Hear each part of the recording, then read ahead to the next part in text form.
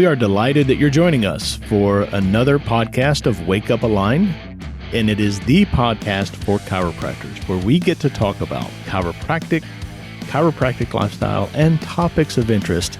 You can contact us through our email, and that is mailbag@amcfamily.com. Welcome back. We have a very exciting episode of Wake Up Aligned scheduled for you today. I'm your host, Dr. Shannon McMurtry. I'm here in studio with my good friend Tom, and we have a special guest, the one, the only, Dr. J.P. Whittaker. Dr. J.P., say hi to everybody, please. Hi, everybody. Please. Well done, Dr. J.P. That's a young man follows instructions to the letter. I like that. We're going to talk about diversity in chiropractic. We're going to talk about your journey with that inside of this AMC aligned family. And Tom and you have had a lot of conversation about this particular topic. Mm-hmm. And I'd like for everybody to really get a sense of the backstory behind it, the importance, how it came to your hearts, that kind of thing. So hopefully you guys take everybody down memory lane and then pivot on that and talk about where we are today and the work that's ahead of us and what we're trying to accomplish with it. So who wants to start that off? Tom, do you want to do some backstory or Dr. JP? I'll start it off. Yeah, I'll start it off. It's like I got to go way back to how Tom and I got cool in the first place. So this is actually my second go round in AMC. I was in AMC back when I was an associate. So this was 07 to 09. I was working for a guy down in Houston. He bought a practice. He bought a satellite clinic. He already had one. He bought a satellite, needed somebody to run it. Mm-hmm. Brought me into it. And I'm like, hey, man, this is great. But I was coming out of workers' comp and PI. So I'm like, okay, this is wonderful. People are showing up for adjustments and stuff, but I don't know how to make this work as a business model. Right. So that's how we ended up in AMC. Our first boot camp, they were called boot camps back then. They fed us lunch and we just go to sit down at a table. Had no idea Dr. Owen was going to sit at our table. So we're just sitting there, having a good time at lunch. Just kind of talking back and forth and stuff like that. And somewhere through the course of lunch, Dr. Owen passes me his number. And I'm like, okay, like, did I do something? Like, I don't know, am I in trouble? Like, I didn't know what was going on. So he was like, no, just give me a call. And I think I verified with somebody else. They were like, hey, that's his real number. Like, he didn't just pass that out. I'm like, okay. I feel special now, but I don't know what I did. Mm-hmm. So I ended up calling him. And I'll be honest, it took me like a month to call him. It took me about a month to call him. I think it was a mixture of fear. I don't know exactly what's up, and finally talked to him on the phone. And I was like, we kind of shot the breeze for a little bit. And then I just asked him, Doc, why'd you give me your number? Like, I don't actually know why you passed that to me. And he says, well, basically, I see something in you. And it was to the point of, I see it there. I want to encourage it. He actually used the statement, just sitting at the table at lunch, you weren't hunting for words. It's like, okay, thanks. And I was scared, to be honest with you. I didn't know what my proper response would. In hindsight, I should have called him some more. Sure. In hindsight, but then I think it was, I didn't know exactly what to do with that. Mm-hmm. I didn't forget it. And when I came back to AMC, I was actually looking for him and found out he had just passed. Mm-hmm. So, I'm kind of kicking myself then, like, oh, man, I missed a serious opportunity.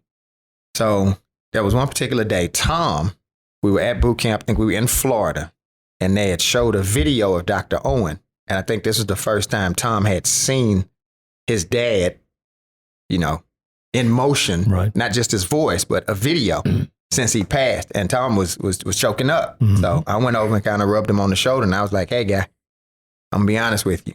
I would trade places with you for 10 minutes to get him as my dad. And you had him for your whole life. Mm-hmm. I mean, man, the reason why you miss him is because he meant so much to you. Right. Cherish those memories. Just cherish that time. Right. Just trying to offer some comfort. Because I was like, seriously, man, that was my dad, man. I loved it, at least for a little bit.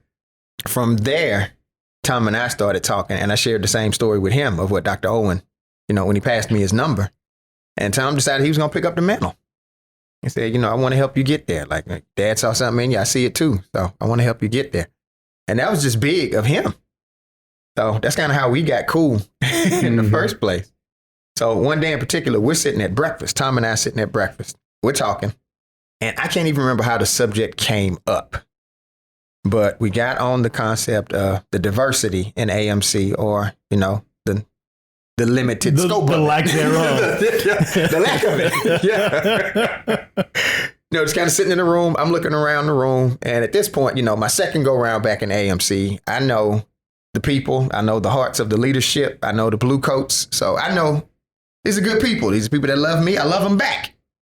Not a problem. But I did notice it's like, if a few more guys who look like me were in here, they may be uncomfortable.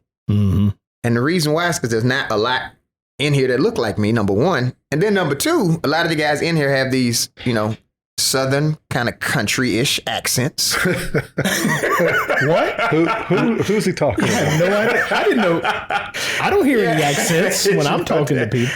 That may not sit well. It's like, I don't know exactly what to make of this demographic here. So Wow. that was kind of the deal. So, Tom and I were just kind of sitting talking about it. And just out of the convo, he actually kind of stopped me and he was like, so you mean to tell me there are chiropractors out there who are struggling, who probably wouldn't trust us enough to let us help them? I said, yes, that is exactly what would happen. That broke his heart.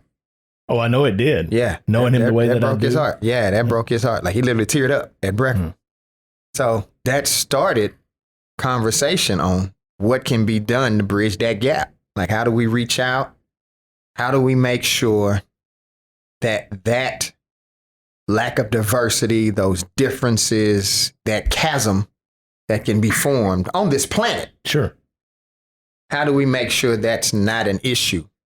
And that's not the reason why somebody would not come and hear, this gold of principles that can help a chiropractor and help them serve patients. Mm-hmm. So that's how this thing got started. That's how this thing got started. Yeah, taking me back to that moment, I almost started tearing up again. But a little bit more context on that conversation it wasn't just what JP said about in AMC or aligned, was that he was basically sharing with me that there is a group of chiropractors out there that don't feel like there's any home for them. Mm-hmm. Like you were expanding on the fact that's why so many, as you say, look like you, that they specialize in personal injury because there's nobody to mentor them, to show them a different way, to show them a system that will actually mentor and invest in them. And then they don't feel like they're welcomed. That was in your own words. So that's what broke my heart, was that not only chiropractors are already, it's stacked against them, right? If you're just a chiropractor and you just graduated Sherman or Life or wherever you came from, you're already going against the grain. That's right. Being a chiropractor, you're already in a challenging profession. You are not going to be in the referral circle. You're going to have to produce your own business. I mean, you're going to wear a lot of hats. You're going to be a business owner. You're going to be a promoter. You're going to be a manager. You're going to be a bill payer. You're going to be all of it. You're an educated entrepreneur. And the idea that not only are the Black chiropractors, the Hispanic chiropractors, not only are they facing the exact same thing that every chiropractor faces, the fact that they actually have this feeling that there's no home for them, now that's what broke my heart that morning. I started just tearing up, going, because that's all I care about. And secondly, JP's forgetting the fact that we got so close of, investing in him and just, him coming to a line in the sand moment that said, I'm ready. I'll do this. I'll do whatever. And for him to finally find in me that all I see, and he's learned that because it's just one of his first times that he's experienced it. And it's just horrible that this is the case, but that I don't see a Black man. right? I don't understand that, because that is, I've got my Bible laying here on the table. The Bible does not ever speak of any of that. You know, he speaks of the spirit man and the potential that's within him. And the Bible also talks about that the God of this world is a divider. The God of this world creates confusion. Yes. And a house, divided against itself cannot stand. Well, that's not just my home at my house and my marriage and my kids. That's the house that we temporarily live on, called earth. And if the God can keep, not God, if the devil can keep division and confusion, he can keep it all stirred up, and hatred comes from that. And so I do not play with racism. I don't see it. I don't understand it. Never made sense to me.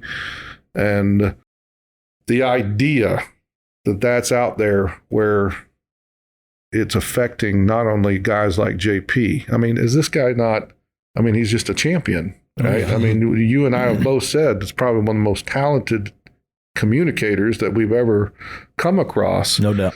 Right? And for him to have all the stuff that he's overcome, and it's not just he's a black man, right? That he's those issues that he's talking about. He's got all the problems everyone else came up with. He's got the people that said things to him. Oh, sure. He's got the stepfather story and all those. Can you believe that guy, for the longest time until he and I started working together, he had self-confidence issues, value, that he was valuable. This guy's a rock star in the making. And so that's where it was birthed, was to, first of all, he had to go through the transformation. He's not the same cat he was. That's definitely true. 5 years ago, right? And you can expand on that and then talk about the heart of the diversity and what your goals are with it. Okay. My transformation in particular has been serious. It's been an overhaul, definitely mentally, emotionally. I'm just kind of seeing myself in a different light than I did for a lot of years. So Tom just kind of mentioned some of it. I had a very critical stepfather, and growing up, most of the times, if I did something, I guess I'll say that wasn't as good as it should have been, I heard about it like for a while. If I made a mistake, it's, why'd you do that? Are you stupid? Why'd you do? I heard that kind of stuff. It stuck with me. Then on the other side of the coin, if I did something that was good, I got an earful of why it wasn't good enough. So it was kind of just the routine in the house, So I think after a while, I just kind of tuned him out. I was like, look, man, you're never going to be pleased anyway. So I quit. I'm giving up on trying to please you. So just didn't worry about it. But I didn't realize how much of that stuff I'd internalized and carried with me throughout the course of life. So I found myself in my own head, critiquing myself, criticizing myself, down talking and downgrading anything that I did that was good. And just staying in that kind of a mindset, it doesn't lead to confidence. It doesn't lead to a healthy self-image. And it doesn't lead to feeling like you can accomplish. And in a way, what I kind of realized is I'd been sabotaging myself for a real long time because I did not think I'd get there anyway. So inevitably, some kind of way, some action, some thought, some mindset, something would just run to take me down a bad path whenever I was trying to do anything that was productive or positive. And as Tom talked about that line in the sand moment, that was my first boot camp. And he was speaking on consultation. And he actually said, somebody in this room, you're going to have to draw a line in the sand and agree that you're going to cross that line and never go back. And I cried like a baby that day. And I'm there with the guy who had hired me. And he's like, man, you okay? He has no idea what to make of this moment. And I can't even talk because I'm just so overcome with emotion. So, kind of finally pulled myself together and, tried to explain to him what was going on inside of me as best I could. And that helped a lot. Like just to make a decision like that. Like I'm not going to back up. I'm not going to back down. I'm actually going to go forward for success and whatever that means. Like I'm not even sure what those steps are yet, but I know I'm not backing off this proposition anymore. That started a lot for me. That actually started a lot for me. Now, of course, the enemy gets busy and, trials, tribulations and all that kind of stuff happened along the route. But yeah, that was big. That was definitely a big moment for me. So if we tie all of this in, my personal growth into the diversity branch, there is a sense of where do I belong? Some of that is, where do I belong in this country? And then some of it is where do I belong in chiropractic? Some of it is definitely there so far as the profession is concerned. Statistics, there's only about 2% of chiropractors are African American. That's about it. Sitting in classes, going through school and stuff like that. It was most of the time I'm going to be one of the few in this class, or at this seminar, at this continuing education piece. And I'm pretty sure it's not going to be a whole lot of people that look like me in here. And it was just, you get accustomed to it after a while. It's a usual thing, but it does have you kind of with the sense of how do I translate what I'm learning to my community? Because I don't see a lot of that happening. And like Tom said, PI is big. You get into a car accident, you go see a chiropractor. That's about it. But, so far as adjustments for wellness and adjustments for health and your brain should be in control of all your organs, and we're freeing up, that communication. Brand new messages. Seriously, brand new messages that are needed. And kind of where this all goes, where this all boils down is that typically I've kind of done, in non-official polls of just docs that I know, I just hit up a couple of docs in Houston, like, hey, just give me like an estimate of, what percentage of your practice, what's the ethnicity? And Black docs have 90% Black patients. It's a thing. It really is. It's human. You tend to go with someone that you've got some kinship, with. It's a thing. If two fishermen sit down and talk, they're going to form a bond. That's how it is. So it's kind of the understanding is if the Black community, if the Hispanic community, if the Asian community is going to be affected by chiropractic, there's a really good chance that a Black doctor, Hispanic doctor, an Asian doctor will be the ones who kind of bridge that gap and break that ground. That's just kind of the understanding. So the diversity branch, the goal is to make sure chiropractic is going to some communities that have been historically underserved in all areas of healthcare. Sure. Seriously, in all areas of healthcare. So making sure that people can be healthy, truly healthy, lives changed, lives touched in a way that it never has been before. I guess that's the crux of what we're doing.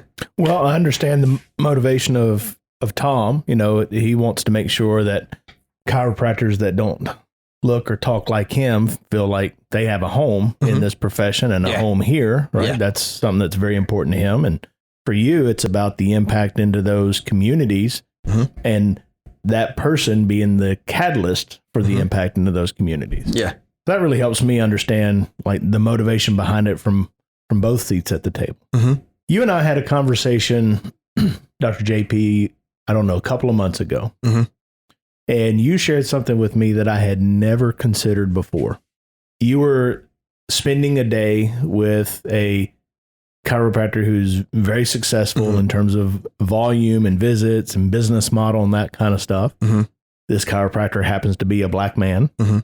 And that was really important for you to be able to see him do that. And I ask you, why is that so important? Does it not feel the same? Like if you see a person who doesn't look like you doing that, do you feel like I can replicate that? And you're actually like, no. And I had never thought about that. Share some of that insight with the listeners. That's got to be novel for them as well. Okay. So yeah, there's as I say, sometimes there's like a translation that needs to happen to take something from one culture to another. Sometimes that's kind of the case.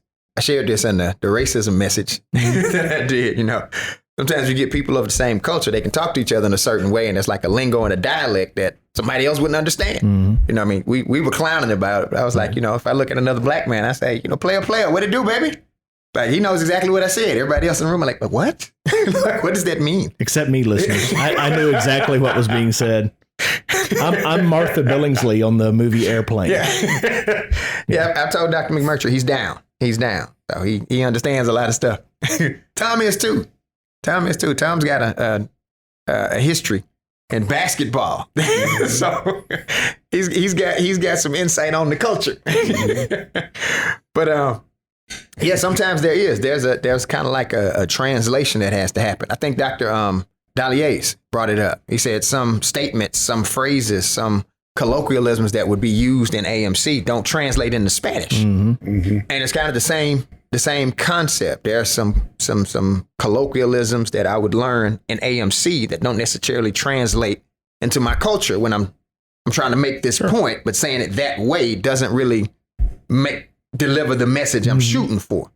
So yeah, it was kind of like, okay, how do I integrate this? How do I flip this? How do I make sure this is going over like it's supposed to go over with the intended message behind it? So yeah, ran into a doctor up in St. Louis who's just killing it. Like we were just in conversation. He wasn't bragging. We were just talking.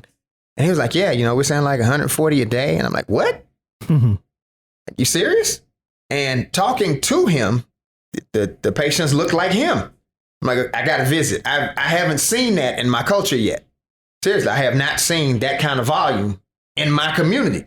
And he said, basically what we've done is we have made chiropractic popular in St. Louis among Black people. Like, dude, I'm coming. Like, I'm coming to see this. I'm coming to see it in action. And it was a different model.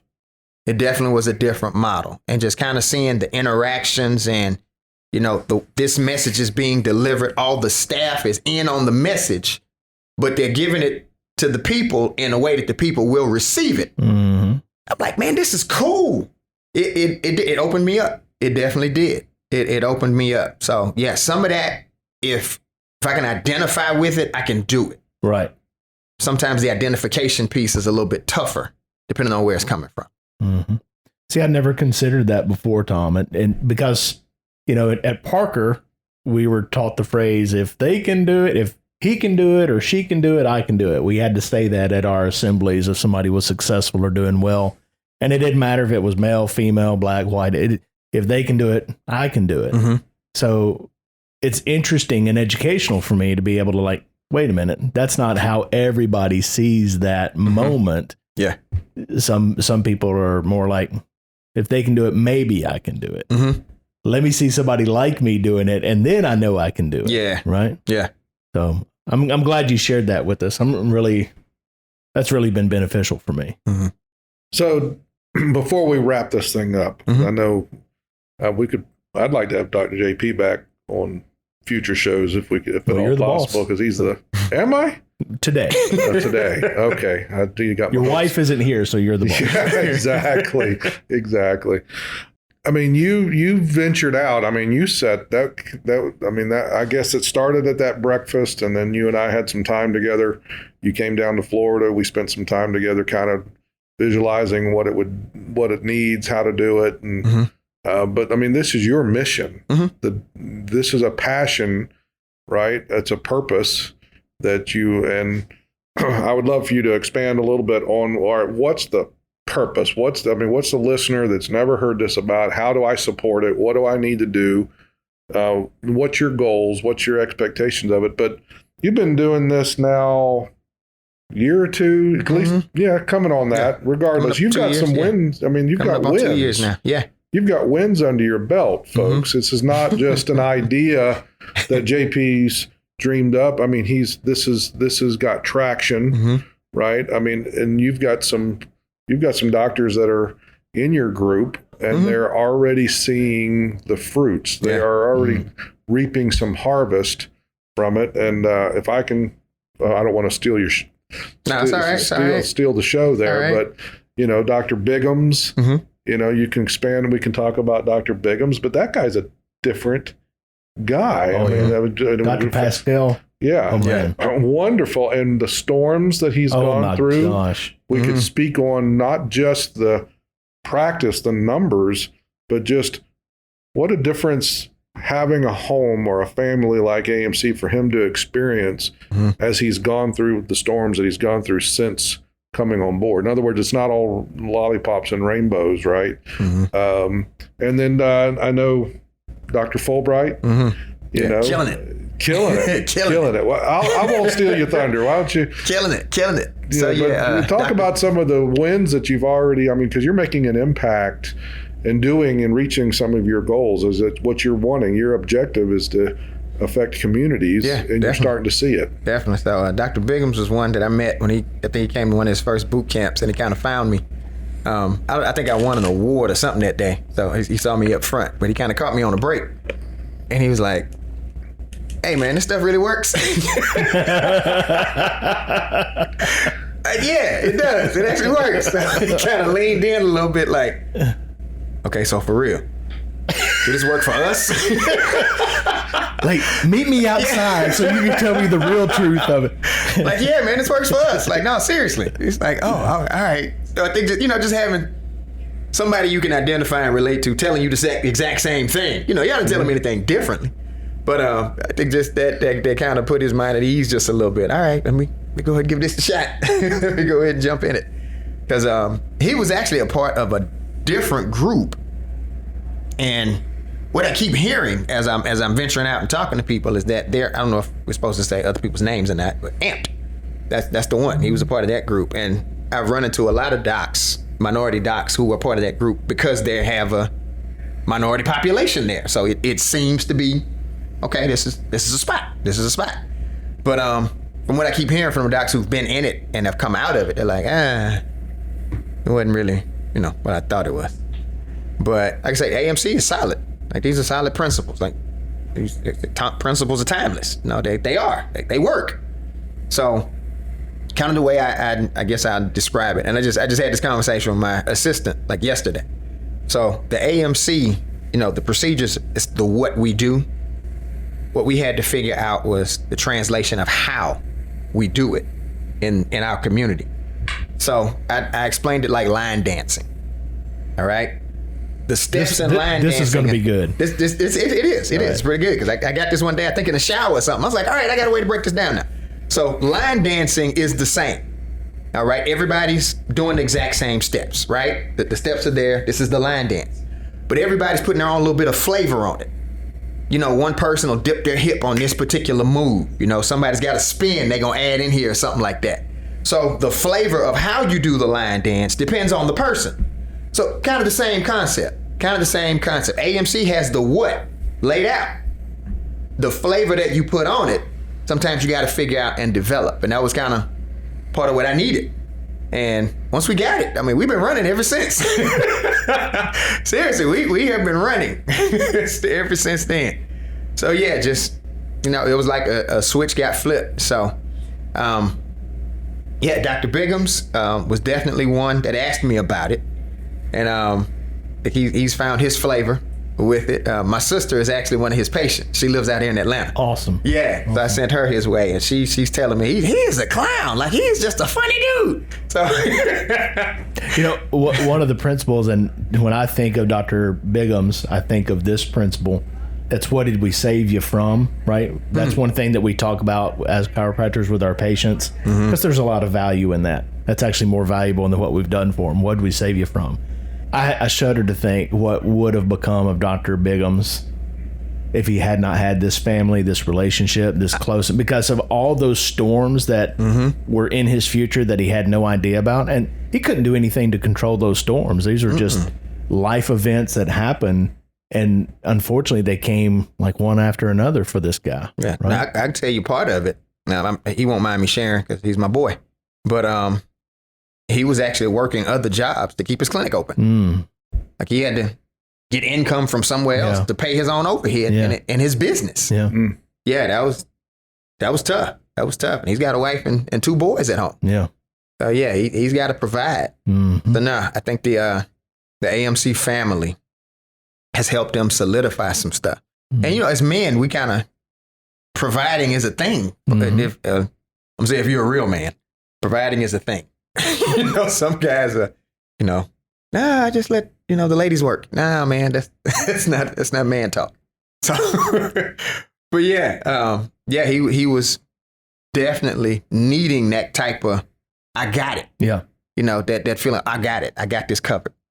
he needed that. And Tom, and then he had the losses, his family losses and such, and it was he could not get over the outreach, the outpouring of support, and the hugs. When he lost his dad, that was a major hit. So Dr. Bigham's obviously, and I think it wasn't all that long ago. I think we even did a shout out on a previous show. I think so.